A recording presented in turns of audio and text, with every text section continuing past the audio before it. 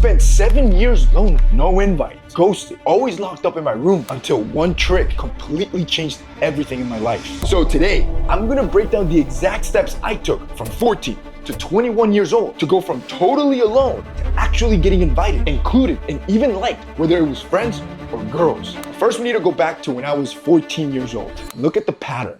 What was actually happening? I cannot tell you the amount of times I would have friends do something without me. And I was 14 when it started. No one hated me, no one bullied me, but no one really saw me either. I would sit at lunch and pretend to be on my phone, scrolling the settings just so it would look like I didn't have anything to do. People would hang out and they would forget to invite me, and I would find out through somebody's story or not find out at all. But here was the problem. I was sending a signal to everybody else without me realizing it that literally said, don't talk to me. So how can you be more popular at school? Well, there's a study from Yale that explains this perfectly. It's called the liking gap. People underestimate how much our conversation partners actually like us. So every time I would walk away from a conversation and thought, man, they probably didn't like me, they were often thinking the exact opposite, but I've already shut down. And that was the pattern. The real issue wasn't how I looked or what I said. The real issue is that I never showed that I liked other people first. So they never got a reason to like me back. And everything changed in my life when I flipped that signal. And it all started when I did a behavioral shift that I now call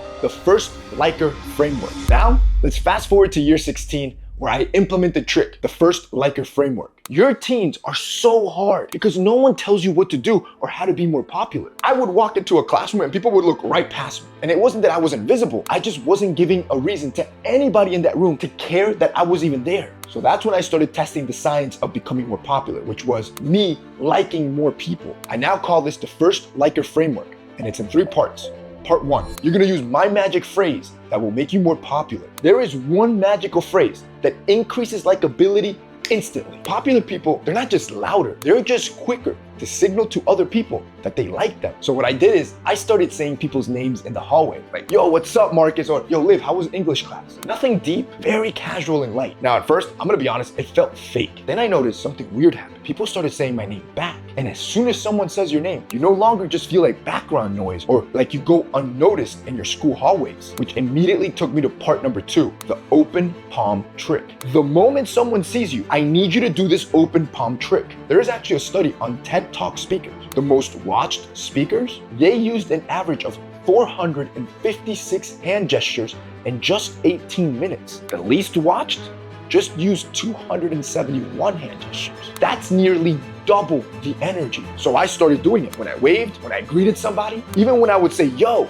I would flash my palms in my hands instead of just keeping them in my pocket. Which takes me to part 3. You need to give the energy you wish you had. This is the best way to make friends. You need to stop mirroring other people's coldness. Instead, I would give them the energy I wish I had. If someone was all stiff, I would loosen up. If they were awkward and tight, I would open up. At first, it feels one-sided. Then, people slowly start mirroring you. That's when it hit me. I didn't need to be chosen. I needed to choose them first. But I'm gonna be honest with you. Just learning these tricks, it doesn't solve the hardest part. I would still overthink everything. I would replay convos in my head. I would second guess every interaction and wonder if people still liked me. Then, I'm gonna tell you to use a service like our sponsor, BetterHelp. It gave me the mindset tools I needed to actually live this stuff without letting my mind spiral. If you ever feel stuck in your head and in your own thoughts, this is one of the strongest plays you can ever do. Talk to an experienced professional that can help you kind of work through those thoughts. Now let's go to year 17. This is when I created the friend group entry formula. This is how to actually snake your way into any friend group. Now, this is some dark psychology stuff, but at this age, I was starting to like more and more people, and I needed a way to break into new friend groups, which is why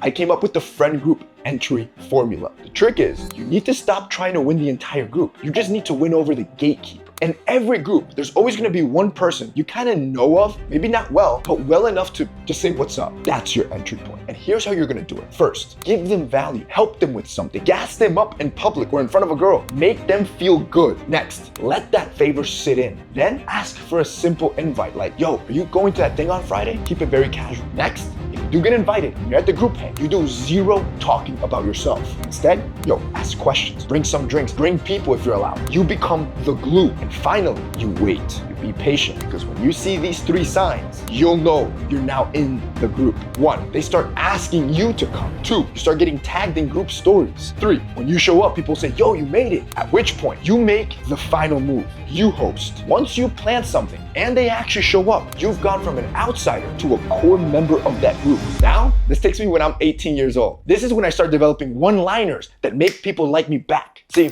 there's 3 sentences that make people instantly obsessed with you, and almost no one uses them. See, by 18, I was no longer the nerdy kid. I was starting to come into my own confidence, and now I wanted people, especially girls, to like me back. This is when I faced my next hurdle. I would start overthinking what to say in the next text, or I would freeze up when it was time to be warm with someone. So I had to systemize it. I wanted plug and play sentences I could use whenever. So I'm gonna give them to you. These are my 3 likability sentences. You can literally use whenever. They're plug and play. Sentence 1, yo, I was just thinking of you. It works because no one sends this unless you mean it. And it signals that someone lives in your mental real estate. For example, you could say things like, I was just thinking of you. How'd that interview go? Or, I was just thinking of you. Remember that sushi place we talked about? Sentence number 2, you always make me laugh. Most people will say, oh, you're so funny. But my sentence hits harder because it turns their effect into a direct compliment. Sentence number 3, you lit up when you talked about that. I love seeing it. This one's rare, but it shows that you notice their passion and they love you for that. I'm telling you, bro,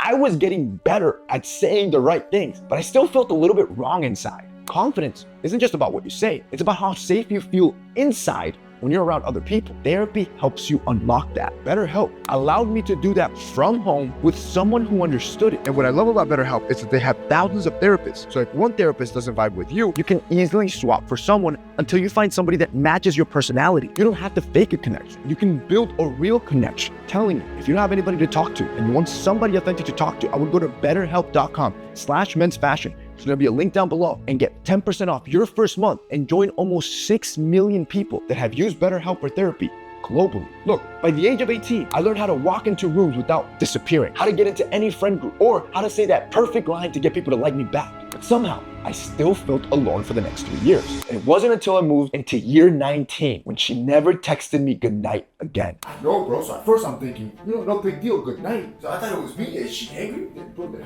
do something wrong, bro? Like, and you triple texted? It's over. It's over, right? You know the crazy thing is that the guy she likes is reading all this. I know, bro. I'm making fun of her. Sure, everyone's laughing, but under the jokes, a truth hit me. Sure, she broke my heart, but it's not so bad because that's what I was missing. A tribe. Year number 20.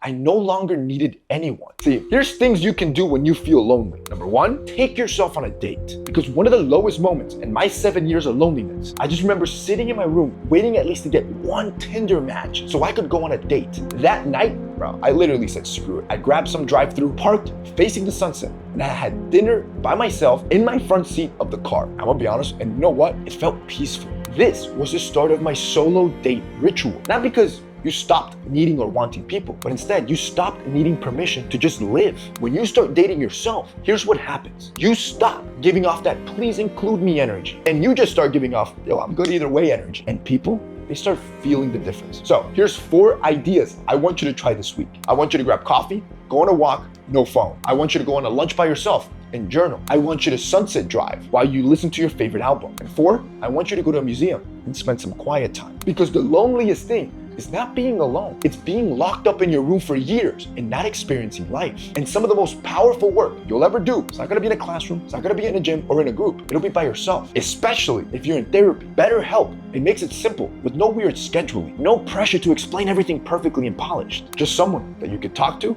and helps you feel less alone. If you guys want somebody solid to talk to, go to BetterHelp.